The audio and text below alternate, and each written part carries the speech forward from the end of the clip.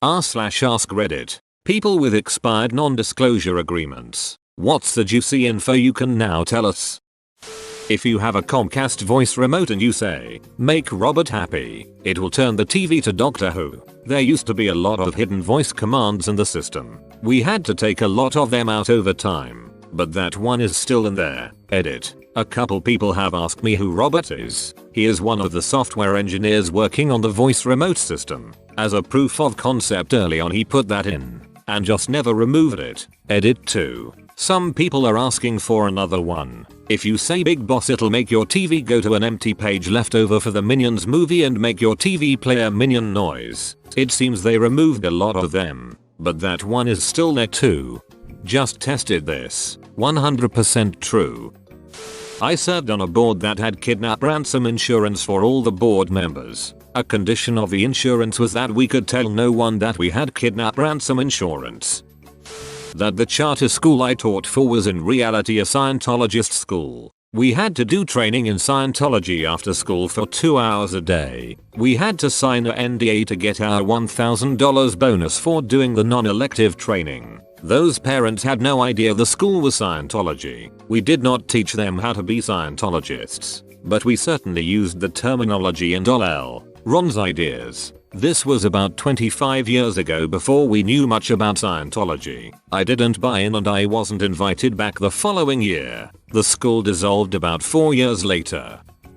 All my NDAs come from working in film and video production, so there really isn't too much juicy shit, but the one thing that has always stuck with me is Jessica Chastain gets whatever the duck she wants whenever the duck she wants it. To add, totally forgot. Drake is terrified of owls. By the sounds of things you could go on IMDb and fill it with info that people didn't know they needed. Like, as a random thought, Jennifer Aniston jumps every time she farts. Unrelated, but my uncle has a non-compete that lasts 2 years past his death. It is 2 years past whenever he dies. His date of passing is not a known piece of data or plan. Posado's Safe Haven oversold their memorial dog cottages. So when a donor, they cost $10,000, came to visit their dog's memorial cottage that they donated $10,000 for, Posado's would have to swap out the memorial plaque. Super shitty. I worked at a printing company outside DC in the late 90s, early zeros. We did work for the government from time to time. We printed materials for the investigation into the Branch Davidian cult in Waco, TX. There was tons of aerial photos of the compound, and for some reasons David Koresh owned many Camaros. They were mostly old beat up ones, but there were a few dozen on the compound. I was once on the camera crew of Pimp My Ride and most of the show is fake. The guys knew ahead of time that we were arriving. The car had to be fully paid off, and most of the work done has to be paid for and almost full. I had to sign a non-compete and NDA when I worked at a successful local bakery. We didn't sell anything super extravagant. Kinda your normal stuff like cookies, brownies, cake, cupcakes, croissants. The most complicated thing we did was candy bars, but even they weren't patisserie level. The NDA was just to ensure that we didn't share take-home recipes and start our own business, which is totally reasonable. We could tell people the ingredients because of allergies and whatnot, but not specific brands or recipes. People would come in and make conversation by asking what our secret was to such amazing treats. You know, just being complimentary and not really expecting me to spell out the recipes. I'd always playfully say, "Oh, well, you know I can't tell you that." Or to the more chill fun customers I'd say I'd tell you, but then I'd have to kill you. Some people really wanted to know though, and I'd have to tell them I actually legally can't talk about it. It's interesting how when some people realize they're not allowed to know,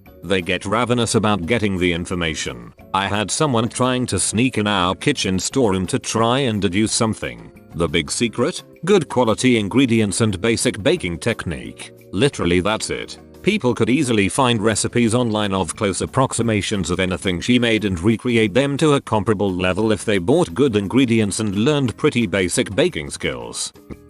Grandpa worked with satellites in the 50s, 60s for the Air Force. Like, if you tell anyone anything about these, we'll execute you for treason stuff. He walked into a comic book store in the 90s and found trading cards with all the info he was sworn to guard decades earlier.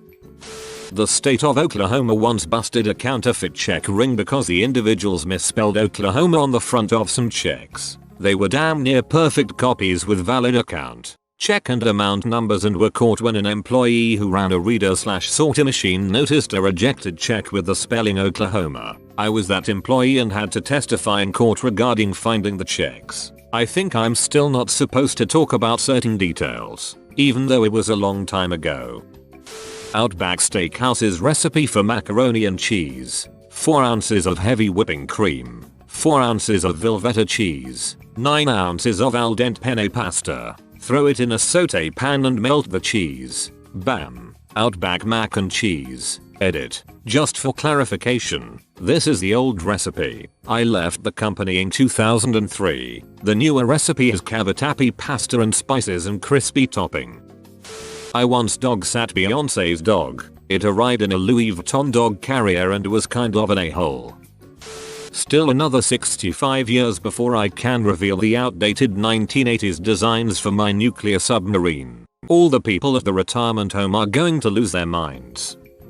I'll likely get in trouble for this one, but duck it, people need to know. I've met Zuckerberg while he was visiting one of his data centers. Zuck had never been to any of his data centers since the founding of his company, so it was a big ducking deal. Everything was orchestrated and controlled for his arrival. There could be absolutely no duck-ups or issues during this time, so lots of risks were mitigated. Here are some highlights of his trip. I'm not sure if this was to shield Zuck from ongoing issues at the DC or just to make the tour pleasant for him. Zuck's personal security team did a sweep of the data center even though we have 24/7 on-site security. Facebook didn't want the public to know that Zuck had never been inside one of his data centers before. He had been to a colo, but this was his first visit inside to a fully built FB data center. In fact, they fired a data center manager who ran the Forest City DC in North Carolina for commenting on Zuck's public post asking him to visit the North Carolina DC when Zuck announced his nationwide tour because of it.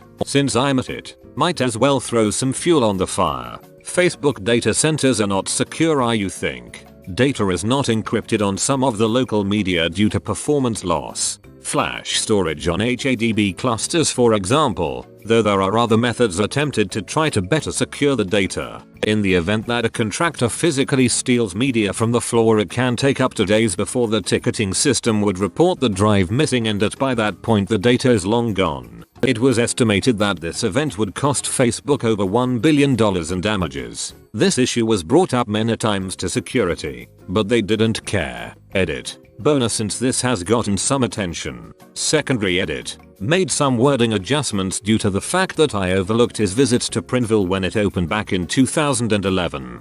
Facebook lied internally to all of their employees about an issue raised by several FATE about very targeted advertisements appearing in their feed based on conversations that only their phone's microphone could pick up. Messenger and the Facebook app both had reported issues internally about this. I have commented on this before and been blown off. Deleted comment history. People said, oh no, FB's algorithms are just that good. They don't need your mic. Bullshit. I put my phone next to a Mexican radio station and got ads in Spanish for days. Deleted FB 2 years ago and haven't looked back. It's good to know who my real friends are, the ones that actually call or text. That they were coming out with a Microsoft Watch to rival the Apple Watch. This was 4 years ago, if not longer. You can bet it flopped. I worked with Pinewood Studios on the engineering for the effects of the ferry in Spider-Man Homecoming to split in half, and I wasn't allowed to spoil that.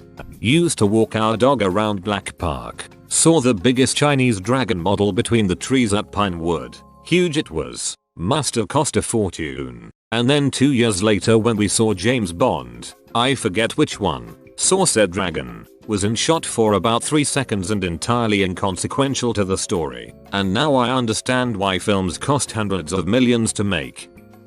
I still don't wanna say who, but a major jewelry store took my rings for resizing and promptly lost them, and by lost they meant an entire truck of jewelry was stolen. They kindly offered to replace my priceless, to me, rings with equal value rings. Ha ha ha ha ha, no, they replaced them with rings twice what the others were worth. I'd take back the originals in a heartbeat, but they replacements are nice. I was about to be a Quiznos store manager, and during orientation for the job, management proceeded to tell me that if we were to drop the food, we would have to scoop the fallen item and mix it in with the fresh products. I left that interview in the next hour and never ate at another Quiznos again. Edit. Thanks for the gold. This was my very first post. At Veriform. It's a factory that makes auto parts for Chrysler/Jeep. They allow their employees to breathe in toxic welding fumes, and only when the government came around for testing did they add more airflow. Then took them away after. Never gave the proper PPE for the work. Always had ripped gloves and working with razor sharp steel pieces. The temps outnumbered the full-timers 4 to 1. The temp agency doesn't even hire people who speak English. He literally just hold up money and says want. It's a mega shit show there. Edit. Lots of people are asking me to report it. I can assure you it's already been done. Friends I still have there are saying air quality tests are being routinely done, but usually with the bay doors open for a few hours and fans from non-welding lines to help airflow, then return to their rightful line. I appreciate the concern and advice from everyone. Thanks again and good luck to everyone that's in this situation.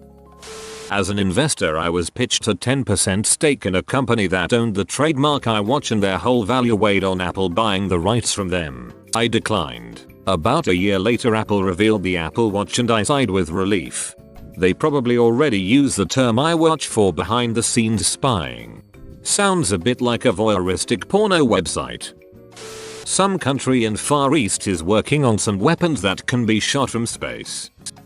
I applied for a job at a call center not knowing what they specifically did, only knowing that I could do it. Turned out to be a telemarketing firm full of transitioning felons that were drooling on the headsets because management didn't care how high you were as long as your metrics had good sales per hour. Citi is ripping off the elderly, specifically, by pushing them into adding identity theft insurance for $14.95 a month. They offer it through store credit cards, like Sears or Shell branded ones, that they issue. You get help, access to credit counselors, after your identity gets stolen, and a free credit report every year. A thing that's free anyway, plus a thing I'm pretty sure you already have in the fine print of the card because it's Visa and they have insurance. Inadequately offered via third party for $14.95 a month. The age field was 3 digits long. It was gross that they were selling information about your credit card account as marketing leads, companies that hire drug addict jailbirds who are given a commission to sell you insurance you already have just in case your identity gets stolen. It's not much, but I was part of developing AirDrop for Mac OS X Lion 10.7 and was doing this on a 2008 Mac Pro. In the end, we were told it's not to be made compatible with 2008s and require a 2009. That made no sense because I was successfully testing it on the 2008 just fine. It was a planned obsolescence, a ploy to force users to buy a new Mac. Upset, I secretly released a patch on MediaFire for owners of a 2008 to get AirDrop. It didn't require much as I made the lockout as cheaply as possible. I also did development of USB 3.0 support and also did this on my 2008 Mac Pro. I should mention that this Mac Pro is a prototype with a unique firmware that has an inside BIOS setup with all options available for debugging, of which Apple never asked back, and I still have today in my office as my daily driver. It has no serial number and refers to itself as a prototype in any software trying to get a board revision. It also doesn't run retail Mac OS. Hence I said BIOS earlier. It doesn't have EFI, so it runs Windows 10 today with a GTX 1050 installed, and still has the USB 3.0 card I had during development. Before anyone asks, no, I didn't steal it. I asked my supervisor if they wanted it back, and he told me to keep it. They had no use for it. Thanks for the silver, kind stranger. Here's a video of the machine today for those curious. Apologies for my sleepiness and my voice. Fairly tired today for some reason. Streamable.com link. My mom had an NDA while sitting on a grand jury for over a year. I prodded her all the time on the case and what she was doing for over a year of her life. She refused to tell me, only saying that, you have to be very careful about what's said on the phone. You never know who's listening. But you'll know what I was doing when the story breaks. Okay, so a few months later I walk into work and see on the TV that our governor was indicted for corruption, including selling Obama's vacant Senate seat when he became president in 08. Rod Blagojevich then paraded all over TV, including on The Apprentice, to tout his innocence and beg PPL to listen to the tapes that exonerated him. But yeah, okay dude, I have different information. You have to be very careful about what's said on the phone. You never know who's listening. Not listening, but recording just in case.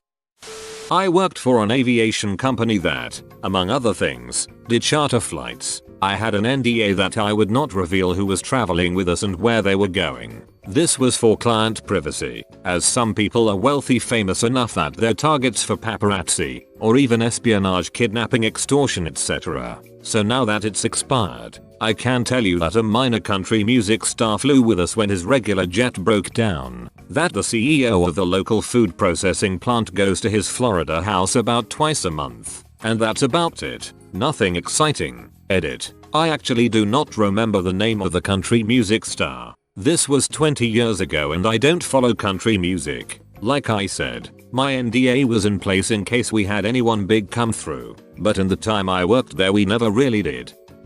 Whoa, you made it to the end? You're a ducking beast. I'll cut you a deal. Smash like and subscribe for more curated content. It's free and that's a great price.